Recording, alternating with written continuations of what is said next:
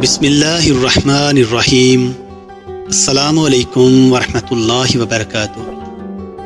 زندگی میں ہم جو قیمتی ترین چیز حاصل کر سکتے ہیں وہ لوگوں کی دعائیں ہیں، اور جس کے پاس یہ کمائی جتنی زیادہ ہو وہ اتنا ہی دولت مند ہوتا ہے۔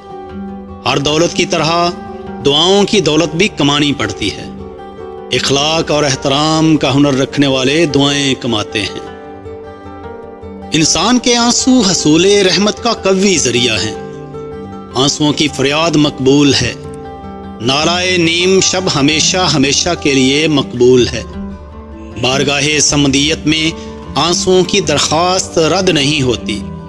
آنسوؤں سے زمانے بدلتے ہیں، مقدر بدلتے ہیں، نوشتے بدلتے ہیں، حوادث کے طوفانوں کے رخ بدل جاتے ہیں، گردش ایام کے طور بدل جاتے ہیں، گمشدہ برآمد ہوتا ہے، بدحال ماضی کو خوشحال مستقبل مل جاتا ہے، معصیت کو مغفرت مل جاتی ہے۔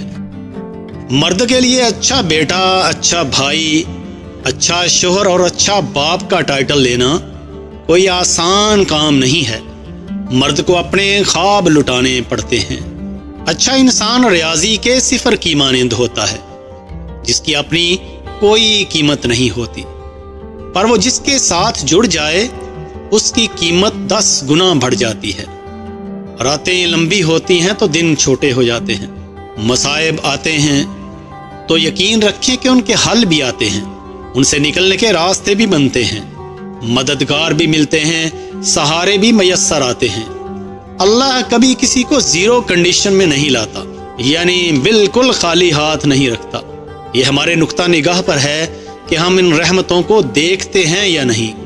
ہر انسان کے پاس ہمیشہ کچھ نہ کچھ ضرور موجود رہتا ہے، ایک جائے تو دوسری چیز اس کی جگہ ضرور لیتی ہے۔ ہدایت اور اللہ کی محبت دو ایسی چیزیں ہیں جو انسان کو مانگے بغیر نہیں ملتی۔ اللہ سے رجوع کرنے میں دیر مت کرو۔ زندگی میں ایک شخص ایسا ہونا چاہیے جس پر آپ اعتبار کر سکیں، وہ جو آپ کو سیدھے راستے پر رکھ سکے۔ اگر آپ لڑکھڑائیں تو آپ کو سہارا دے سکے، اور جب آپ ہمت ہار رہے ہوں تو آپ کی ہمت بندھائے، خوشی میں آپ کا ساتھ دے اور آپ کے ساتھ خوشی منائے۔